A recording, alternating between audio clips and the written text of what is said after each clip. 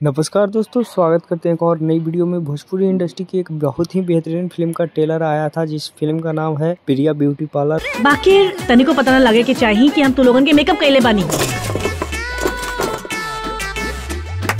हमरे पीठ पीछे घर में जरूर कुछ चल रहा बा। आजकल गांव के बूढ़ी जवान लड़कियन का आइब जाब एक घर में ढेर हो रहा बा। और प्रिया ब्यूटी पार्लर फिल्म को कब टीवी पे और कब यूट्यूब पे रिलीज किया जाएगा, उसी के बारे में आज फुल अपडेट देने वाला हूं, तो वीडियो में पूरा बने रहिएगा। तो इस फिल्म के स्टार कास्ट में आप सभी को बीच नजर आने वाली है रानी चटर्जी, आकाश सिंह, जे नीलम, विधा सिंह। बहुत सारे भोजपुरी के दिग्गज कलाकार इस फिल्म में काम की है और इस फिल्म के निर्देशक हैं इश्तियाक शेख बंटी जी। और बहुत ही बेहतरीन फिल्म को इन लोग ने बनाए हैं। इस फिल्म में संगीत दिए हैं ओम झा जी ने और इस फिल्म में गीत लिखे हैं प्यारे लाल यादव और शेखर मधुर ने इस फिल्म में गीत लिखे हैं। और बहुत ही बेहतरीन फिल्म गया है और इस फिल्म में गाना भी आप सभी को बहुत ही ज़्यादा अच्छा लगने वाला है। तो दोस्तों, इस फिल्म के बहुत ही जल्द आप सभी को बीच में 3 से 4 वीक के अंदर इस फिल्म को B4U भोजपुरी टीवी चैनल पे चलाया जाएगा। उसके बाद 1 महीना बाद